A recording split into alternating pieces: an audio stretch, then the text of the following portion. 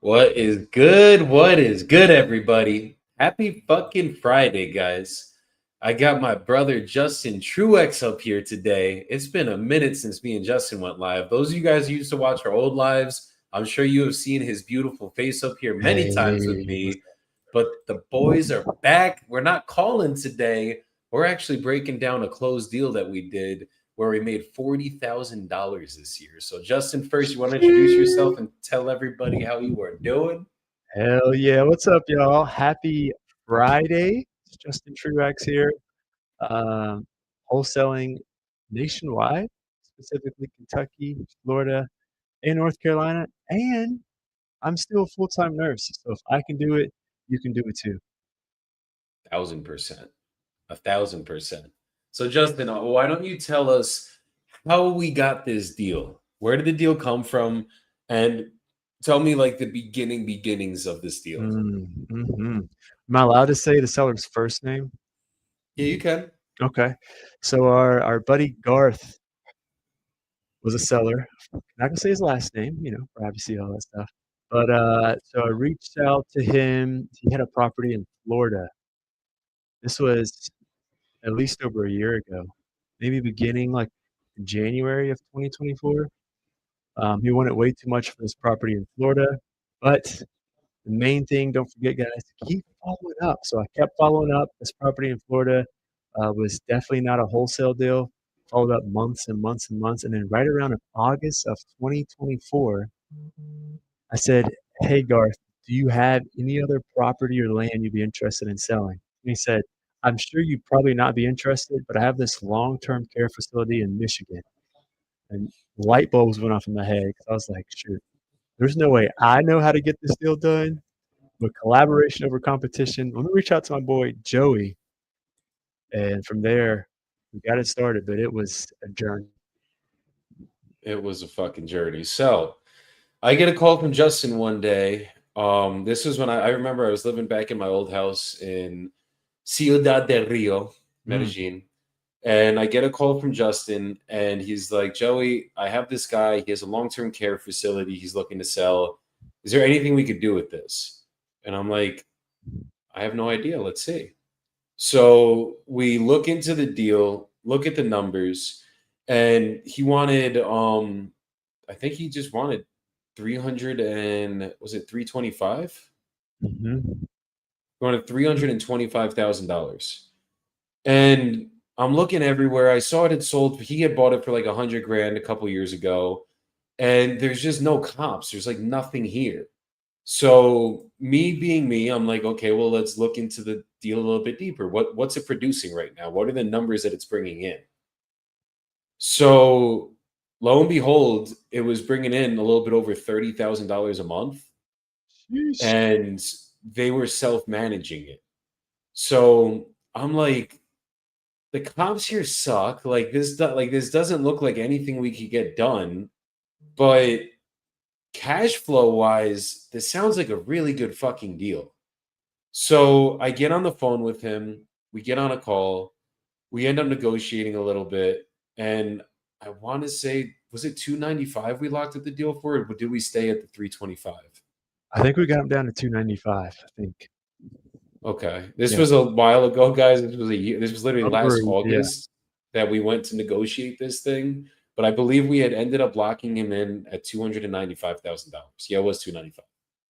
So I'm looking at the deal, and we're going to market it. And I'm like, okay, let's just add 100 grand on top of this, see what we could do with this. It's netting a lot of money a month.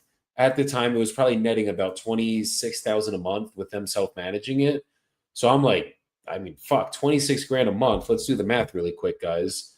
What is that a year? I think it was like 355 grand a year is what it was pulling in. Hold on.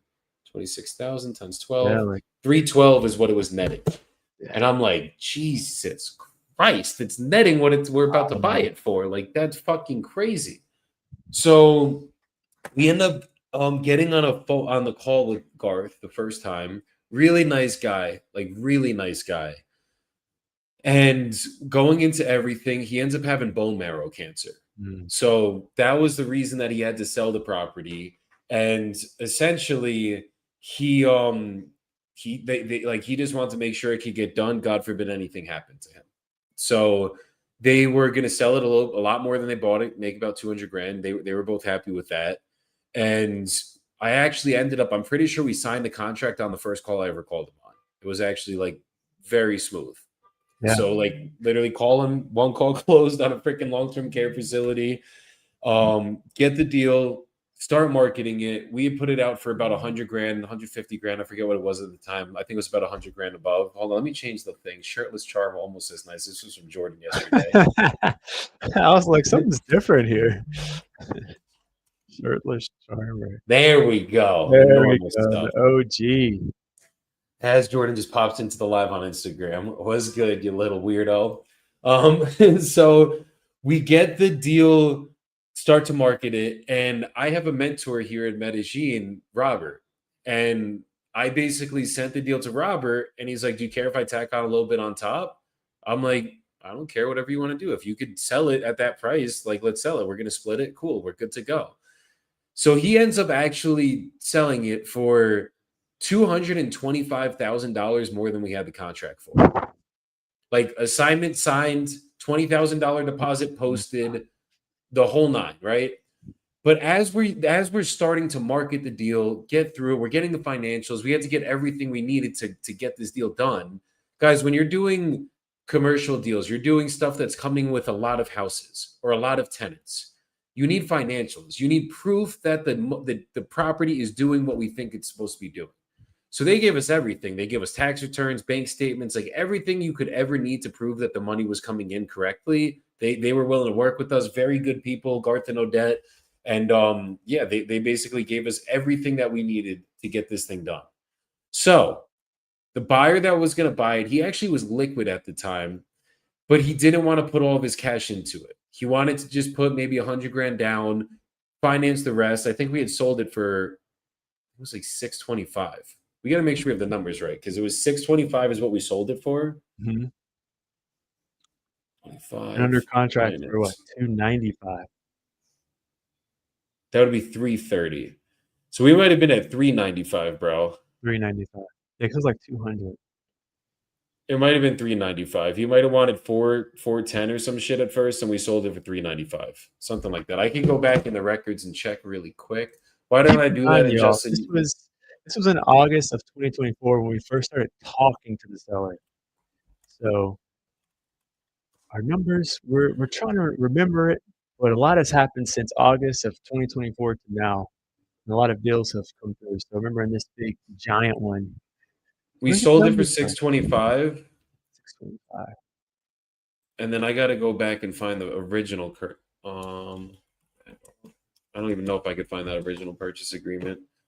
That was from a long time ago. It was, hold on. No,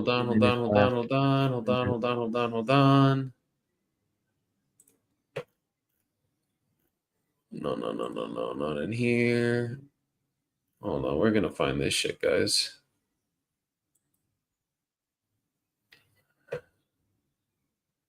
This was a title commitment, addendum, wire instructions assignment, wire info. Dude, this deal had so many contracts on it, it wasn't even funny. Like literally, you have no idea. If you guys saw my email right now for the amount of contracts that we had, hold on, the amount of addendums that we had to sign. 1 second. And stress. Me bugging Joey. $395,000 is what the contract for. They wanted 410. We negotiated them down to 395. We were 100 grand off. Cool. So we sold it for 625. But along the process, the first hiccup that happened was the seller saw my social media. He literally found me on social media to see who he was getting into business with and saw that I'm on these lives with my freaking shirt off.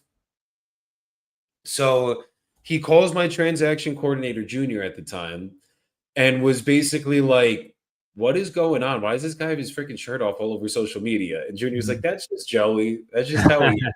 Freaking, like, very good guy.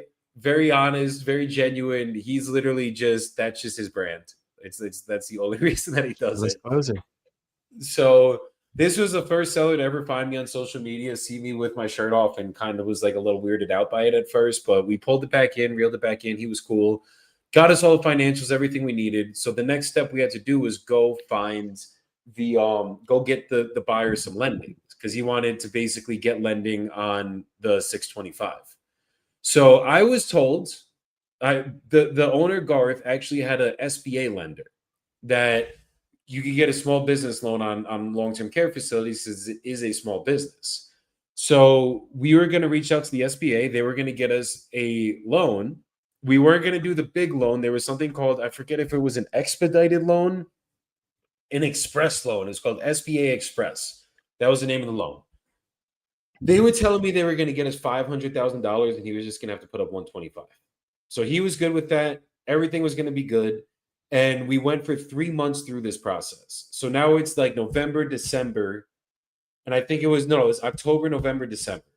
December comes up. We get the approval. He got approved for $150,000. So we're fumbling here. Like he had just bought, the buyer ended up buying like a bunch of equipment for his business, something like that. So he was no longer as liquid as he was to begin with. And we had to figure out a different way. The seller wanted 125 days to close from when we signed. We signed it in August. He wanted to close the beginning of the next year. He just wanted to make sure that he had enough time to get his affairs in order. He had something going on in the background. Just wanted to make sure everything was good. So we were giving him the time to get everything in order. And then basically what happened from there was we fucking had to scramble and figure out loans. So I got Justin calling different lenders, trying to find SBA lenders in Michigan, trying to find any lender that could lend on this deal, hard money, private money, whatever. We're like, I'm trying to raise money for this guy. I start reaching out to everybody I've ever talked to. I had a doctor that freaking used to I raised like $210,000 for a deposit from him in the past.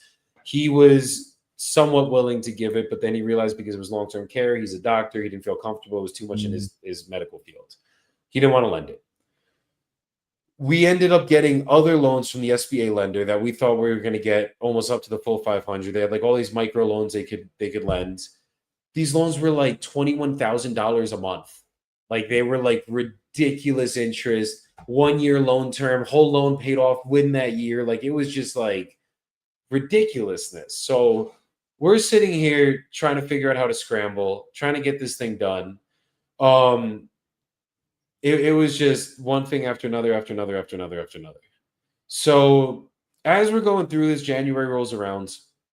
I'm not going to get too deep into details, but the seller made an investment and they actually got screwed over for a gigantic sum of money, like gigantic. And they had invested in this like crypto stocks, whole funds. Funds screwed them over, unfortunately. I still don't know what's going on with that now, but I don't think I think they got like completely screwed over by these people, unfortunately. And like it sucks because they're such good fucking people. So they were banking on that, selling this to be able to retire. Obviously, that comes up, and I get a call January. No, this was December still. I'm at the gym back in New Jersey because my visa expired here in Colombia. I had to go home. And I'm working out at the fucking gym early morning, get a call from the seller, and he's like, yeah, so we can't sell anymore. We're going to have to hold off on selling. And guys, like, we're getting close on the SBA. We're trying to figure out any way to figure this deal out. I'm seeing like we're banking on making a shit ton of money on this deal, and my heart fucking sinks. I'm just like, oh my God. So I talked to him. I'm like, look, we're gonna figure out a way. Tell me what's going on. Let me see what we could do. We're gonna figure out a way one way or another.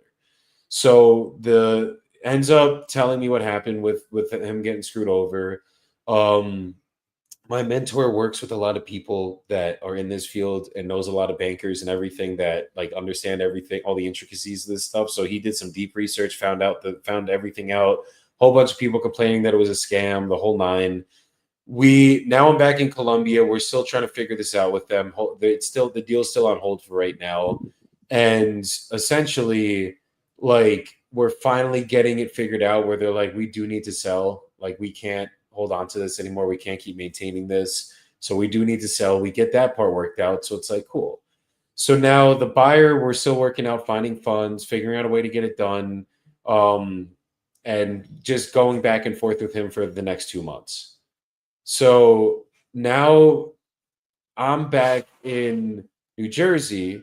Lending wasn't coming through. We had a bunch of lenders that were like, yeah, we could do this. Yeah, we could do this. Yeah, we could do this. No one could fucking do it. We're in New Jersey now. The buyer was willing to close if me and my mentor went into the deal with him. So we were about to buy this ourselves. I'm back in, I think my twin had her baby in, it was either March. I believe it was March. Having the baby in March, I come home, she's about to have the baby, and I get a call that we're taking the deal down. It's all worked out. We're good to go. We're going to figure it out. We're actually going to buy this thing now. So that was where we were about to do. That was literally what was about to happen. Justin was going to get paid out a big ass assignment fee on this. Me and Robert were going to take ownership, manage it, do the whole nine. And it was all looking good for a second. So I'm sitting here thinking that we're going to take down the deal. And next thing you know, what happens, Justin? Another call. It gets Buyer, delayed. what happened on that other call? It's delayed because the buyer wants to back out.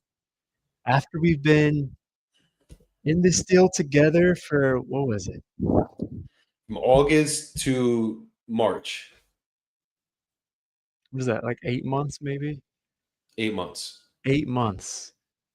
Everything was fine with the buyer. We were figuring it out. I'm calling to try to get funding.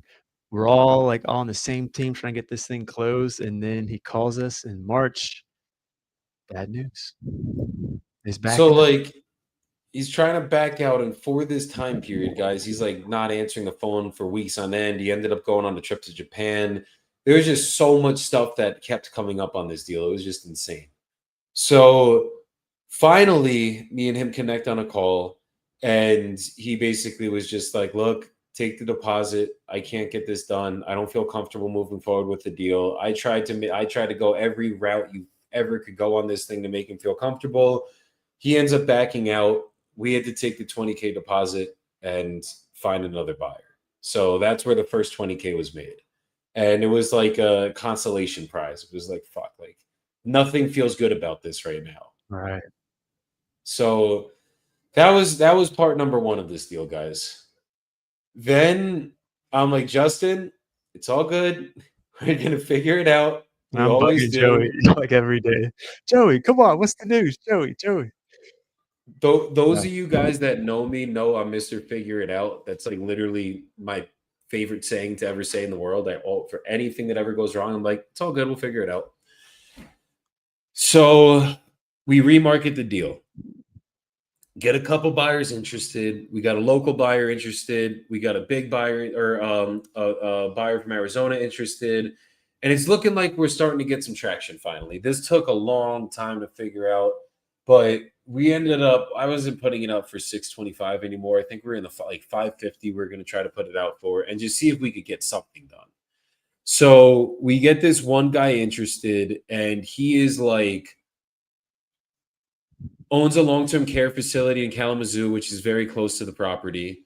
Very interested. Seems like he's going to take it. I have my other buyer interested at an even higher number. He's one of my Jersey buyers that does long-term care facilities in New Jersey. I thought he was going to take it. Like, he was fucking cool ass dude. Always done good business with him. He ends up not being interested just because it was too far.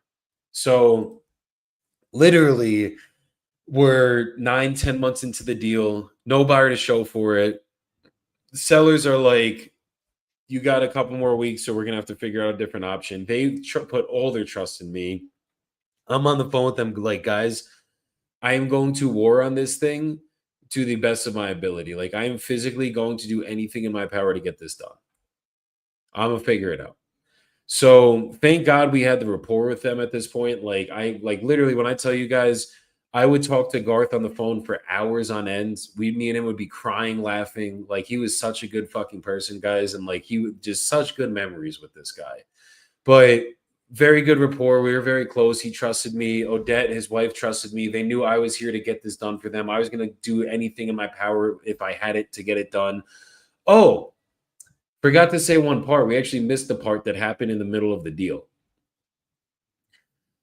I'm back home in Medellin, Colombia. This was January. And I get a call from Garth. Joey, I think the title company sent me a wrong document. Oof. I'm like, what'd they send you? He's like, how much are you guys selling this for? And I was Oof. like, we're obviously making a big profit here. Like that's how we do our business. He's like, well, I know you guys are selling this for 625,000. Oof. And I'm like, guys, my heart fucking sank. Balls in my throat, the whole nine. Like I'm like, Tail between the legs. there's no way this is a conversation right now that I'm having. So I'm freaking the fuck out for a second. My heart starts racing, the whole nine. And he's basically like, look, Joey, I understand you're a businessman. Like, this is like, you're not trying to screw me over here. I get it. We agreed on a price. We're getting it. We're happy. He's like, but you need to do everything in your power so my wife doesn't see this. If my wife sees this, she will kick me out of the house. I don't even know how she will react. Like, it's just that he's like, I don't care what you guys are making. I understand business, but if she sees this, she's gonna kill me. Mm. Think about the rapport too, like, to have with the seller where, like, he trusts you so much where he's like, "Hey, like, we're good, but just be careful." You know what I mean? It's crazy. So I told him, like, first of all, we are double closing on this, which means like we are actually funding this at the 395 that we have the contract at. Second of all, who sent the fucking email? Send me their fucking name right Right? now. You got on a call with him. Tells me who sent him the email, tracked him down from the title company. They tried saying they never sent it or it was an accident or what. Like they wouldn't take any accountability, which pissed me off, but whatever. That's another story for another day. They end up basically apologizing, whatever. My bad, it happened. Someone from our department, a new person sent it over. We apologize. But that was that. I put Garth at ease. I was like, look, man, we're double closing on this. We literally we're gonna go in at this point. So I'm like, we're probably actually making money to buy this. So we have money in reserves. That's why we're making so much on this. That was the God's honest truth at that point. But yeah, so that's what happened. That was the scariest moment of my life, I think I should say, in business. Like that was just like, yeah, like dagger in my heart. So that happens. Then now, cool, buyer backs out, looking for a new buyer. Finally, get these guys that are interested in the deal, and they live in Arizona. They wanted to fly out to go walk the property, and we let them fly out once. Everything was good, and then they wanted to go back to go observe everything, just make sure like everything added up. They needed to make sure that like the tenants were getting treated the right way, the whole nine, just so that they knew that they were buying a good asset, which is very understandable. So the guys that ended up these are the guys that did end up buying the property. They the journey to get them to purchase this property was insanity. So we actually ended up pivoting. Like I was trying to see if the sellers would have done a subject to even temporarily.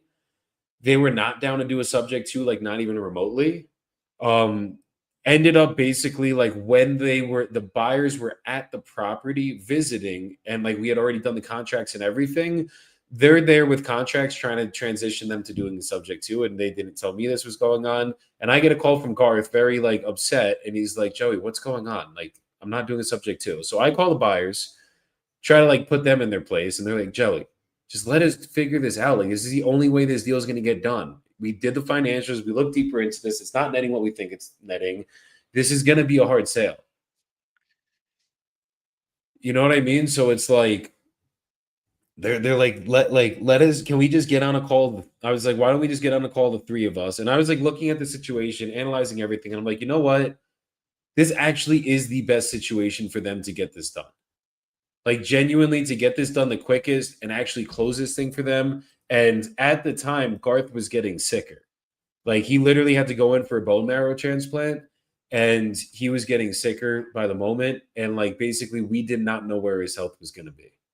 So it was lit like the definition of a ticking time bomb. Like we needed to close. This had to get figured out because if we couldn't get this closed in time, and God forbid something happened to Garth, Odette was going to be left running the long term care facility by herself with all the financials, the whole nine, a lot of stuff that Garth was handling. And it was just going to be not okay for her to be good.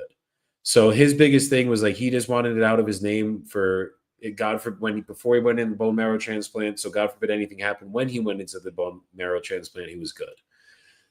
So he agreed to the subject to. We got part of it subject to. They gave them a gigantic. They actually released a gigantic. They paid off one of the loans before closing. So like they like that's what was the deciding thing was like there's nothing that's more concrete of us buying this because Garth and Odette's thing with them, they wanted to go back and stay at the property and like be there for like a week and just like really understand the business. And they're like, I'm down to train them, but we're not training them until they close. They need to close first and then we'll train them. And they're like, we need to go there to get training to start this thing because we don't have time to figure this out. And it's going to take a little bit more time to close this. But this is the only way that we could get the deal done. So they ended up putting $60,000 non-refundable in escrow.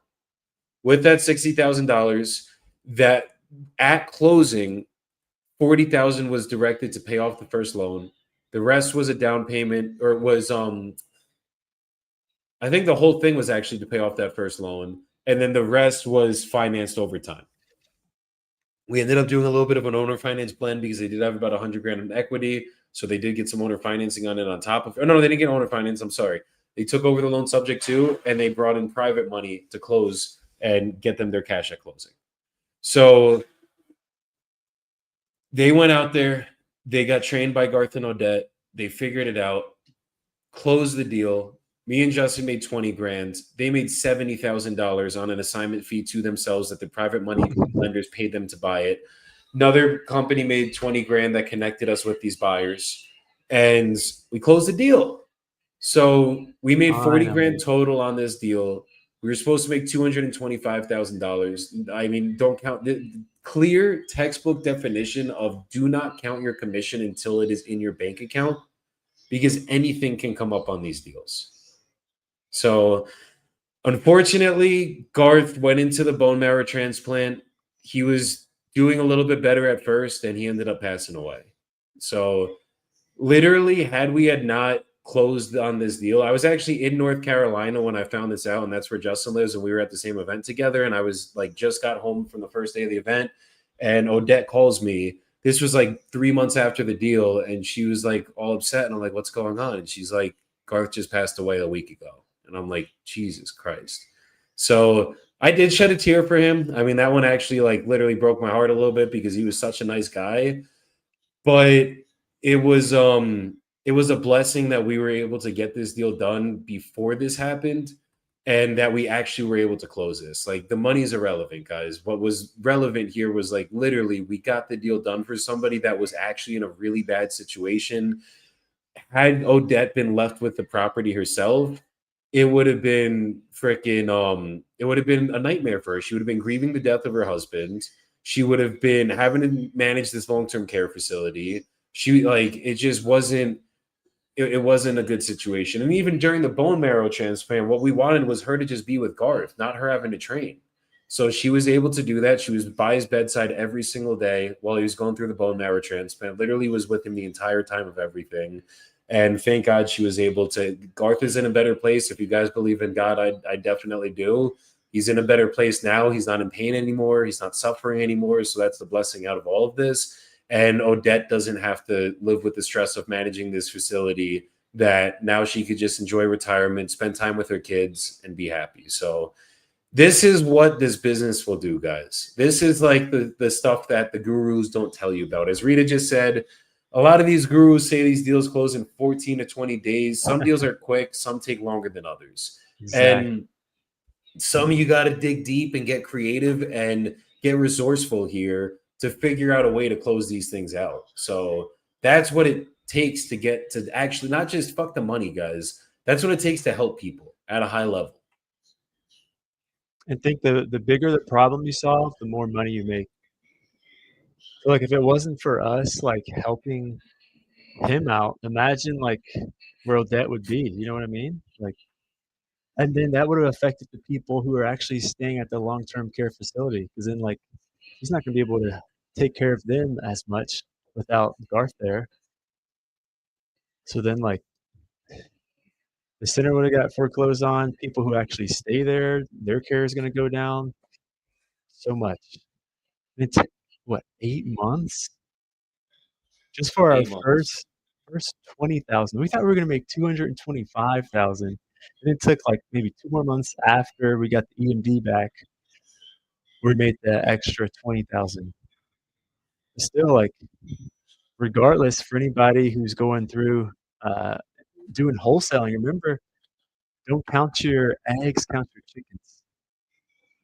You don't know how many what you're really gonna make until the deal's done. It's such a fact, guys. And it's like usually we try to not get too emotionally attached to the deals. This one got me for a fact. But at the end of the day, it's like this is why we do this business. We do this shit to help people. If you're just in it for the money, like trust me, that 225, that it was so exciting and sexy and everything. But I even told Justin, I'm like, brother, even when we close this deal, if we close this deal, this will not change everything. We still need to close consistent deals. If we're just banking on this one deal to close and it closes and we make a lot of money, that money's going to go quicker than we got it. And that's the reality. So it's like if you're just focused on the money, you got to focus. I mean, from a business perspective, you need to focus on the systems. You need to focus on the consistency. I don't chase big dollars anymore. I chase consistency. But after that, if your only intention in this business is to be in this thing for the money, and me and Justin were just about the money on this, I promise you guys, first of all, when Garth found out about what we were going to be making on the deal, he would have canceled on us so quick it wouldn't have even been funny. Second of all, when the first buyer canceled the deal, they would have never extended with us and given us more time. We were in there almost a full year to get this thing closed. The only reason that it got done was because me and Justin were as genuine as you get on this deal. It wasn't about us and us making a quick buck. It was about we found a seller with a problem. We found a solution for them. We were willing to go to war for them because we cared about them and we cared about changing a bad situation for them and getting them out of it. And that's what it takes. Like, if you guys are just in this business to fucking make money and get rich quick, go work a fucking job. Go invest in the stock market. Go do some fucking crypto. You don't have to deal with people in that. But when you're in wholesaling real estate and we're dealing with de-stressed sellers, we're dealing with people that have real problems, you need to be in it for the right reasons. One, they're gonna feel it if you're not. They're gonna be able to read that shit right on you, smell that shitty breath you got. Two, like you're gonna fuck people over if you're just in it for the money. You're gonna see the big money, see the quick commissions, tell people lies so you can get there, and you're not gonna end up fucking doing the right thing. So it's like you need to make sure that your why is big in this business and you're actually a good fucking person. If you're a scumbag trying to wholesale, get the fuck out of my industry because I'll run you through the ground so fucking quick it's not even funny. When we find out about you, we'll blacklist you, the whole nine. And it's just not, this industry needs good people. This industry needs people that realtors cannot do what we do. There are certain that can, there are certain that do. But the realtor model is meant to help retail sellers. It's meant to get as much for your house as possible when you have a house that is in very good condition. But when you have a house that's in distressed condition, you have a house that just got fire damage. When you have a house that just got fucking that hasn't been updated in 30 years because you haven't had the money to update it. When you're going through a divorce, you're going through a death, you're going through cancer, you're going through any of these tough situations in life, you need someone like us to help you to get you out of these situations because that's what our job is to do. But a realtor, they're not trained in doing any of this shit. They have their place and we have ours. We can coexist together, but it only happens when fucking you have the right people doing this stuff, not the shitty people. So make sure you guys are doing the right fucking thing. Heck yeah. Heck yeah. That's powerful. 100%. You want to give any last words before we hop off of here, Justin? Maybe a little soapbox for any recap on this? Sure, Any sure. There's so many gems on this. I mean, if you think about it, it all started with me reaching out to Garth back in like January of 2024 for a house in Florida. He wanted way too much for that one. I kept following up with him, kept following up until I think about August. So 7 months of follow up, nothing paid. And then in August, he finally says he wants to sell something in Michigan. All because I asked the question, do you have any other property or land? Because he wanted too much for his house in Florida. So if I didn't keep following up, if I didn't ask if he had any other property or land, we wouldn't even done this deal together. All that just to get a contract. And then fast forward from August 2024 to March of 2025, we finally make some money, but the deal doesn't even close. And think of all that time we're going through. We're stressing out. One, like, is the deal going to get closed? Are we going to get paid for our efforts and time we put into this? Most importantly, are we going to help out the sellers? And so we make a little bit of traction in March, and then it's like we're back to square one. Like, dang, is this going to get closed? Et cetera, et cetera. And then we finally get it closed out. But all that because we didn't give up. We didn't give up, and we saw the potential. And you got to be able to see the potential even when it's not directly there, which is hard to do. Yeah. 100%. Don't give up on the deals. Be in it for the right reasons, guys. And that's what's going to get deals done. That's what's going to help people out. And that's what's going to change our fucking industry.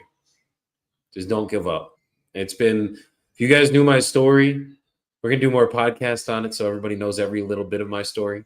But I was dead broke for the first 3.5, 4 years of this business, living in my mom's attic. And I would not give up. We would have months where we would make 20, 30 grand, months where 6 months in a row where we wouldn't make any grands. And it was a fucking crazy journey. But now I'm at the point where my business is scaled. We have a beautiful team behind me. I have a community that supports me and I support them, and we've all fucking grow together.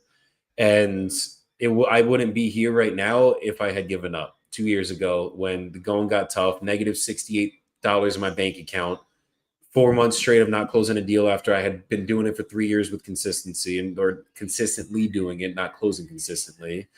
And then I popped my first 100 grand month, and it happened from not giving up. So that's what it takes, guys.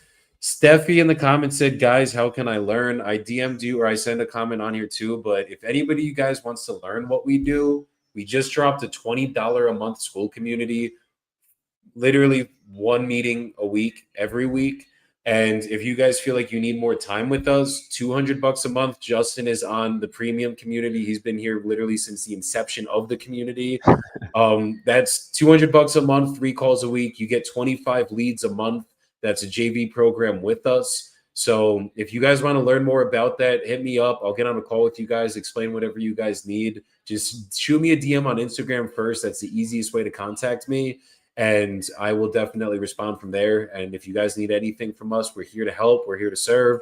And we're here to grow. So, Justin, I appreciate you coming on. We're getting you back up here to do some live calls on your next day off. I love being here. Yeah. Thanks for We're going to do having it, me, my bro. brother. And just a little message too, just a little shout out to the community. I'm just being honest, full transparent. Joey didn't even tell me to say this, but honestly, it's one of the best real estate communities that I've been a part of. What I love is the transparency. What guru is going to tell you, yeah, I had negative 68 bucks in my account, but I kept going.